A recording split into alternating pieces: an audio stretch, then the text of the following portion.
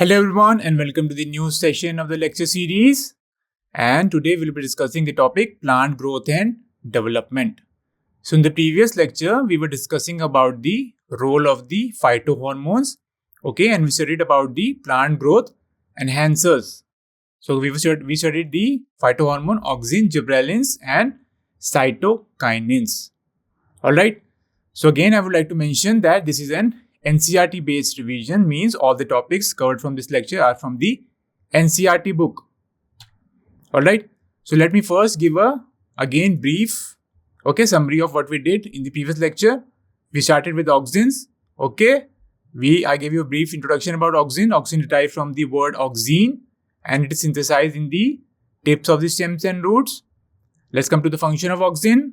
Major function is root development, promoting flowering, prevent premature shedding of the fruits and leaves, but it promotes abscission in mature leaves. Abscission means falling of the leaves.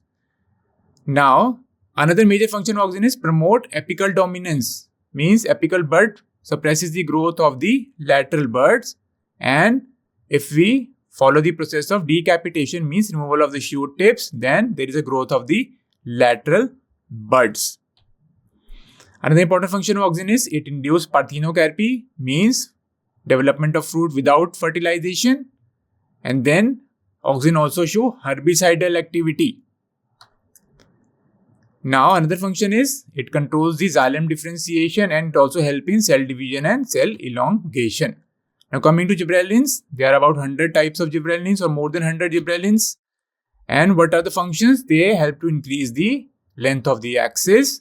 Alright, they delay the senescence process. Senescence, what is senescence? It is biological aging which leads to death. Another important function is it speed up the malting process in the brewing industry, means it helps in the seed germination process. Now, another important function of gibberellins is it hastens the maturity period in the conifers, thus leading to the early seed production. Hasten the maturity period means it helps to reach the plant to the reproductive stage early. And then another major function or important function of gibberellin is it promotes bolting, means internode elongation just before flowering. So then we studied about cytokinin. So kinetin, was first discovered, or first cytokinin, which was named as kinetin, was discovered from the herring sperm DNA. It is a synthetic cytokinin. Then later zeatin, which is the natural cytokinin, was discovered from the corn kernels and coconut milk. Now coming to the functions, so it helps in the lateral shoot growth and adventitious shoot formation. It helps to overcome the apical dominance, means it promotes lateral branching, and important function, this is the most important function, that cytokinin delay the senescence by promoting the nutrient mobilization to a certain region. Alright, now let's talk about the plant growth inhibitor, which is known as, example is abscisic acid. Also you can write ABA, abscisic acid. This is also known as stress hormone. Why? Because it helps to tolerate the abiotic and biotic stress. Why it is known as stress hormone? Because it helps to tolerate abiotic stress. What is abiotic stress? Environmental stress such as drought, or high salinity,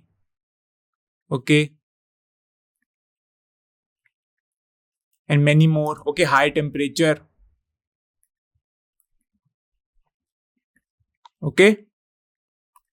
and it helps to tolerate abiotic and biotic stress. Biotic stress, such as caused by microorganisms and pathogens. Alright, so let's study about the phytohormone abscisic acid. So it acts as a general plant growth inhibitor. Usually it acts as a plant inhibitor, and also it is an inhibitor of the plant metabolism. Alright. That's why it is a plant growth inhibitor. It inhibits the plant metabolism. Alright, and why is metabolism important? Because it's important to generate energy. And this energy is used for doing the various cellular processes in organism. Various cellular processes such as, you can say, signaling. Alright, and what else? Inactive transport. Energy is also used in movement, in locomotion, and reproduction also. Alright. Now next is function is abscisic acid inhibits the seed germination. Alright. So again it is a plant growth inhibitor. Alright.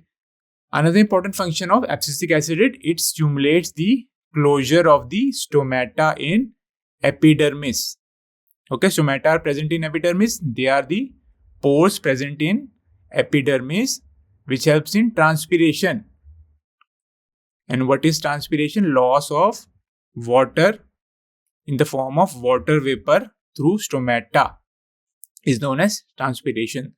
So in conditions like in high temperature conditions, okay, plant want to save water, okay, or during the drought conditions, again plant want to save the water.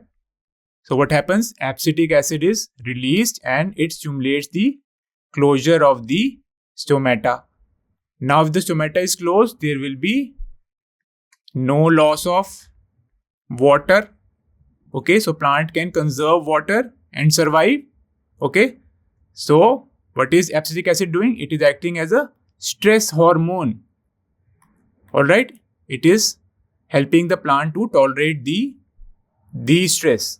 Okay, high temperature and drought by closing the stomata. Okay, again, it acts as a stress hormone. Alright. Now, another important function of abscisic acid is that it induces dormancy. Alright. Now, what is dormancy? Dormancy is, how can we define dormancy? During dormancy, what happens? There is an inhibition,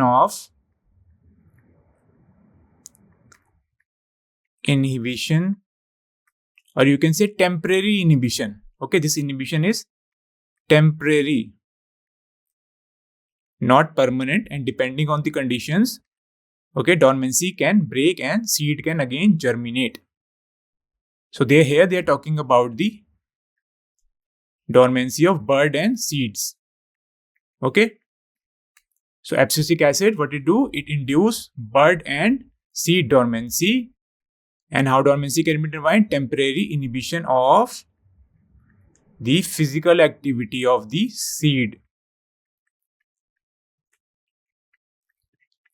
Physical activity of the seeds.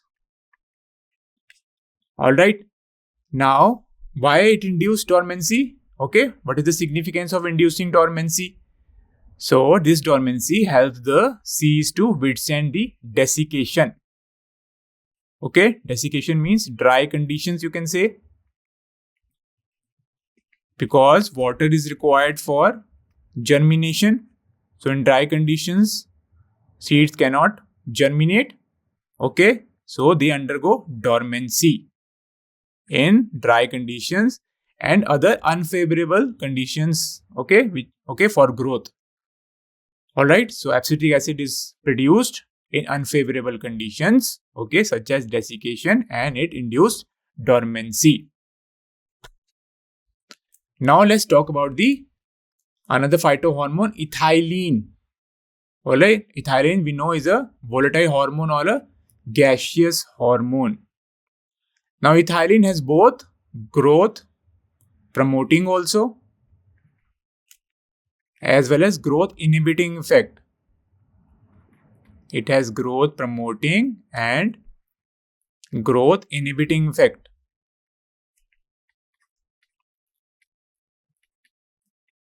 Alright.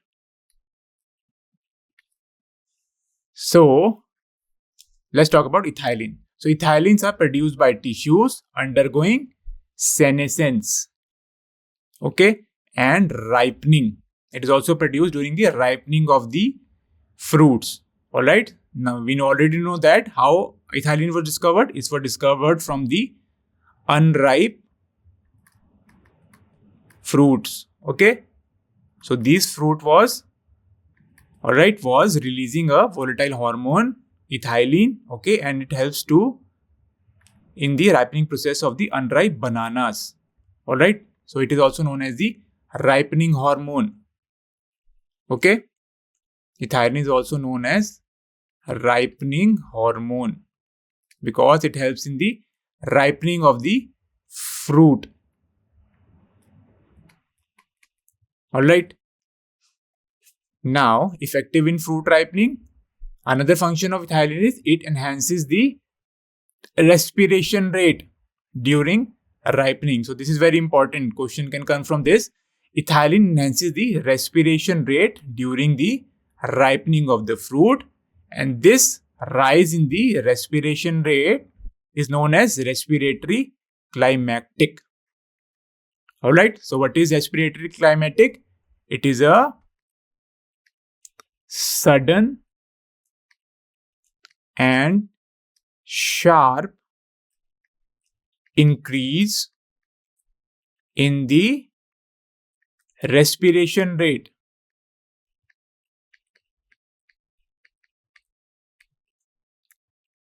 Okay. So this is known as respiratory climactic. This is because of the presence of the hormone ethylene. All right. And this is also produced during the ripening process. This is happening during the ripening. This respiratory climactic phenomena is happening during the ripening of the fruits. Okay. And what happens during respiration? Carbon dioxide is released. All right. So if we draw a graph, okay, between the carbon dioxide released and here we have the time. So this is how a graph appears. All right. Here we have the climactic peak. Okay. This is the post climactic peak. Okay. And this region here is this one. Okay. This is the climactic rise.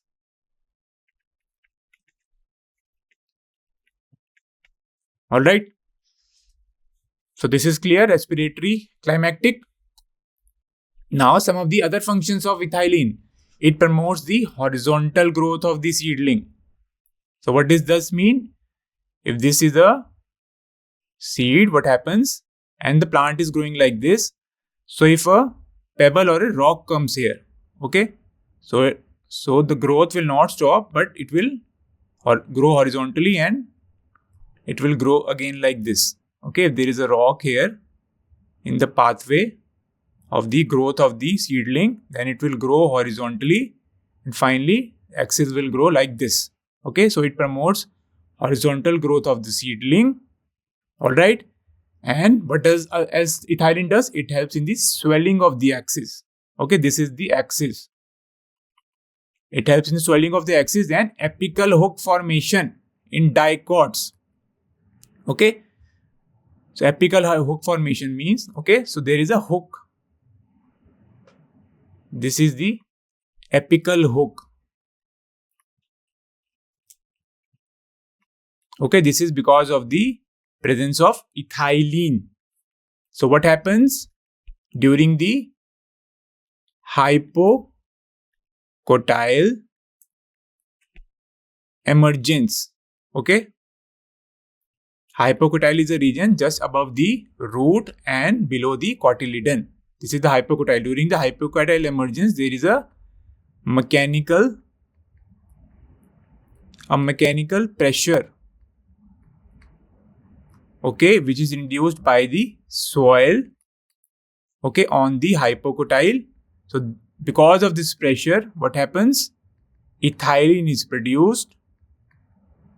And what does ethylene do? This ethylene promote the differential cell division. Differential cell division. Okay. And what happens? There is hypocotyl will move inwards. Okay. And this our structure will be formed known as the apical hook. Alright. So what does this apical do? It protects the, what is the function of this apical hook? It protects the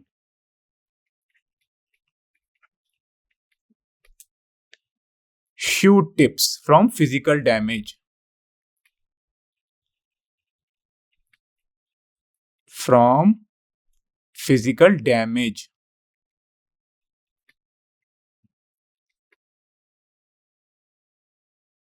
Okay. Because the seed is emerging and soil is present there, okay, which is putting pressure. So shoot tip can damage. So it protects the shoot tip from the physical damage. Alright. Now, next function is it promotes the senescence and abscission of the plant organ such as leaves, flowers, alright, and fruits also you can write. Okay, auxins are also involved in the abscission. Okay, so it promotes the senescence, that's why growth inhibiting. Okay, so this is a growth inhibiting effect of ethylene. And then it promote abscission. Okay, means falling off of the leaves. How abscission takes place? By the formation of the abscission zone. Okay, abscission zone is formed. Now, another function of ethylene is ethylene breaks the seed and the bud dormancy. Alright, so this is growth promoting.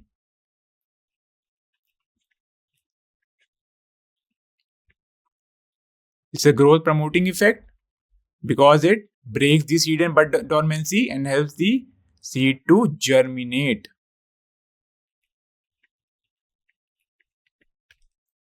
Alright. Now, next function is ethylene initiate germination in peanut seed sprouting and sprouting of the potato tuber. So this point is related to this one.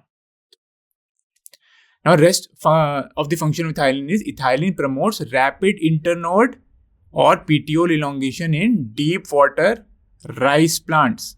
Okay, so these plants are submerged in water. So what does ethylene do? Ethylene promote the rapid internode or the petiole elongation. What is petiole? It is the stalk of the leaf. Alright, this is a leaf. This is known as the petiole. Alright. So what does it do? It helps the leaves or the upper parts of the shoot to remain above water. Okay, by promoting the internode or the petiole elongation. Now, ethylene also promote the root growth. Okay, so similar to auxin also promote root growth. Ethylene also promote root growth and also promote the root hair formation. Okay, thus helping the plant to increase their absorption surface. Okay, if we have more root growth or extensive root growth and root hairs, then the surface area for absorption increases. Alright, and plant can absorb more water as well as nutrients and minerals. Okay, now next function of ethylene is used to initiate flowering and for synchronizing the fruit set in, like pineapples. So this is also very important. It helps to initiate flowering and synchronizing the fruit sets. Now let's talk about this chemical ethphon. Alright, so ethphon is used as a substitute for ethylene. So this is commercially available. This is commercially available and this is widely used compound as a source of ethylene. Okay, and what does ethifone do? It hastens the fruit ripening process in tomatoes and apples and accelerates abscission. Okay, means it has similar role to ethylene and fruits. Okay, and also thinning of cotton, cherry and walnut. Alright. Another important function with ethifone is it promotes the female flowers in cucumber, thereby increasing the yield. Alright, it promotes the female flower and increases the yield in cucumbers. Okay, female flower. Now, next term is photoperiodism. This is also very important. So, let's talk about the photoperiodism now. So, photoperiodism refers to the physiological response of the plant to, you have to remember, relative length of day and night. Okay, or you can also say duration of light and darkness. Okay, and this influences various developmental and reproductive processes such as flowering and dormancy. Okay, so photoperiodism is basically the response of the plant, okay, to what? To the duration of the length of, you can say, light and the darkness. You can say duration or the length of light and the dark period, darkness, or you can also say relative length of day and night. And this photoperiodism, what does it do? This influences, okay, what? Majorly the flowering and the dormancy in plants. Okay, so photoperiodism, okay, is due to the presence of a photoreceptor known as phytochrome. Okay, and what is the site of perception? Site of perception is leaves. Okay, so leaves are the site of perception, means they absorb the sunlight. Okay, and what absorbs sunlight? A photoreceptor known as phytochrome. So phytochrome is involved in this photoperiodism phenomena. Okay, now how does flowering is initiated? So there was a hypothesis given that there was a substance which is produced in the leaves. Okay, so a substance is produced in the leaves and this substance is transferred to where? They are transferred to shoot apical meristem. Alright, so suppose a substance is produced here. This is transported to the shoot apical meristem, and then what happens? There is flower induction, flowering happens.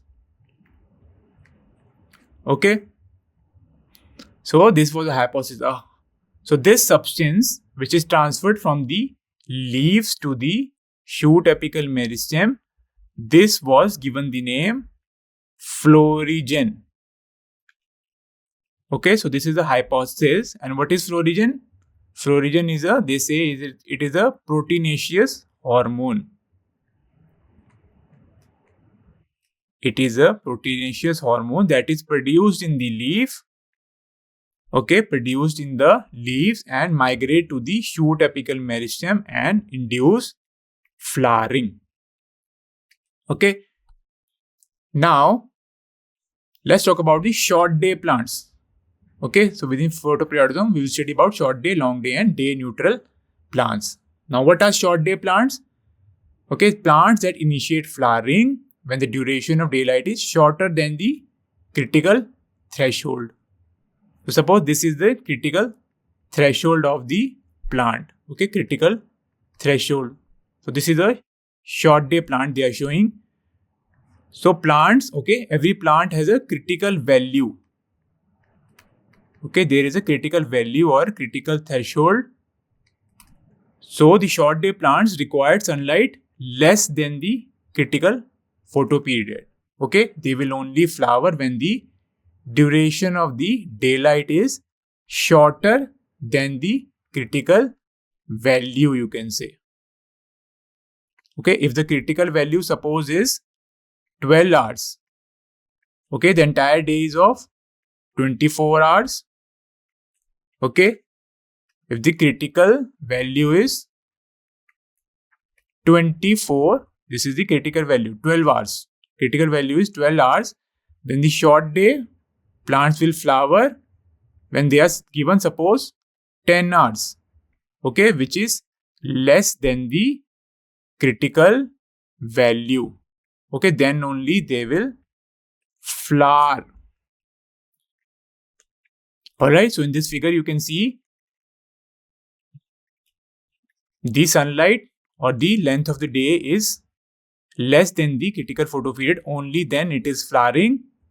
Okay, and there is no flower if more duration of light is given to this plant. Okay, next are the long day plants. So in long day plants, what happens? Plants begin to flower, or plants flower when the duration of the daylight exceeds the critical value. Alright, so here you can see this is the critical value, and what happens? Flowering will only occur if the duration of the daylight is more than the critical value. Now let's talk about the day neutral plants. So what happens? Here the flowering is independent of the length of the light exposure. Okay, so these plants they don't depend on the duration of the day and light. They are independent of the length of the light exposure. So this is a day neutral plant. Here what happens? The flowering occurs only after the vegetative maturity. After vegetative, we have the reproductive phase, in which what happens? Flowering takes place during reproductive phase. Alright. Now let's talk about the term vernalization. So in vernalization, what happens? It is a process in which exposure of certain plants to a prolonged period of low temperature. Okay, so you have to remember, vernalization is the exposure of the plant to a period of low temperature which stimulates or initiate flowering. So it is a method of flowering in the plants by giving them low temperature. And what is the importance of vernalization? It prevents the premature reproductive growth. Alright. So if the plant is, they develop prematurely, so what happens? The plant won't be healthy. Alright. So it prevents the premature reproductive growth. Now let's talk about the examples of the vernalization. So some of the fruit crops like wheat, rye and barley, they are cultivated 2 times biannually. Okay. So some varieties are spring varieties, some are winter varieties. So winter varieties, they are grown in the spring. Okay, they require high temperature and they are reaped at the season's end. Okay, but winter varieties means they require low temperature. Okay, so they can only grown in the winter season. But if winter varieties are planted in the autumn, usually they are planted in the autumn. Okay, usually they are planted in autumn and harvested in the mid-summers. But if the winter varieties are sown during the spring, means during a high temperature, they won't flower within the same growing season because they require low temperature. So what we can do? We can expose this plant to low temperature and this will initiate the flowering. Okay. Now another example of vernalization is some biennial plants such as cabbage, sugar beet and carrots. They require a period of cold temperature to initiate flowering in the following months. So this is another example of the phenomena where vernalization is used to initiate flowering in plants such as cabbage, sugar beets and carrots. So this was the end of this session and the end of this chapter. Hope you enjoyed it and thank you very much for listening.